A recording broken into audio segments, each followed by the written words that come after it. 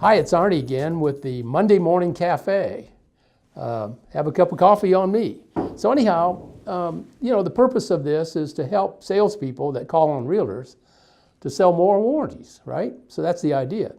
Today's subject that I wanted to cover is networking. Networking means different things to different people. I want to talk about networking the old-fashioned way, person-to-person type networking. I'm not going to tell you that it's going to replace digital marketing, because digital marketing and networking obviously is king. Social media, Facebook, LinkedIn, and so on. But I'm telling you that the old-fashioned networking still works. It really does. And essentially I want to talk about when you're out at events, especially, and you're at an event with a bunch of realtors, there's some things you can do that maybe makes your networking a little more successful. One of the most important things that I've learned about networking out in the field and trying to be successful at networking is to listen. Too many times we have a tendency to just talk about us and all our stuff and what we offer and all that kind of thing, and we forget to listen. In fact, someone once said, and I agree with them a lot, that you don't learn anything while you're talking. You learn things when you're listening. So you want to listen to the people, you want to listen to the realtors and so on, and get a feel for what makes them tick and so on. So you want to be a good listener. Obviously, you want to be a really good listener. I'll give you some ideas, and I might have to look at this little script I've got here. But some common mistakes that are made when you're out networking. Obviously, I just mentioned talking too much about yourselves, failing to ask questions of the other people in the group, commanding the conversation and not letting the other people speak, collecting business cards without much conversation. I've been to many of these networking things where people just run around and collect business cards.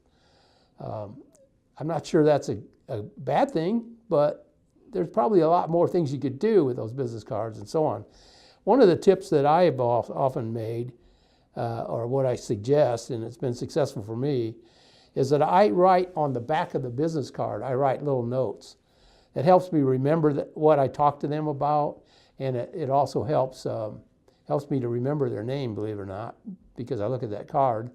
So the business cards, are a little bit more than just a business card. And then another failing I've seen is where you fail to introduce people. You'll be talking to a realtor in one of these groups, and another realtor will walk up, and you necessarily don't introduce, maybe you know them both, you don't introduce one to the other. And that, sometimes if you do that, it's just a courtesy thing that makes you stand out a little bit more. And then, how about this? Why not ask the realtor, what do you really need in your business? What do you need in your business right now? What would help you build business? And ask them a good question like that. Okay, that type of question will lead to what they really need and give you a chance to follow up. And now we get into the other part of networking that I feel is lacking. And that is, I've been to many, many network meetings through the years. And I'll meet 10, 15, 20 people at a network meeting. And then I never hear from them again. Never, not one thing. I mean, it's amazing. There's no follow-up. And I think follow-up is the key to networking. So one of the things I suggest is that you email them, every single one of them. You email them I email people within the same day or the next morning, so that I now have emailed them. Because one thing that networking is really supposed to do is create relationships. And relationships are what create business. I mean, that's really what it's about, isn't it? So, I mean, people buy from people they know and people they like. So it's a common fact that it takes 6 contacts to create a beginning relationship. 6. So now you've met the person, that's 1. You've now emailed them, is 2. Maybe they've replied to your email, is 3. And you may email them back again, 4, and maybe ask them for a cup of coffee, maybe meet them for a cup of coffee.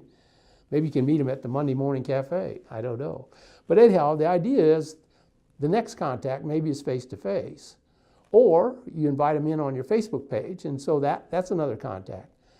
And so between the social media and personalized meetings, face-to-face, and email follow-ups, other kind of things, you begin to create this 6 contacts. And the 6 contacts are the beginning of a relationship. And relationships, again, remember, lead to business.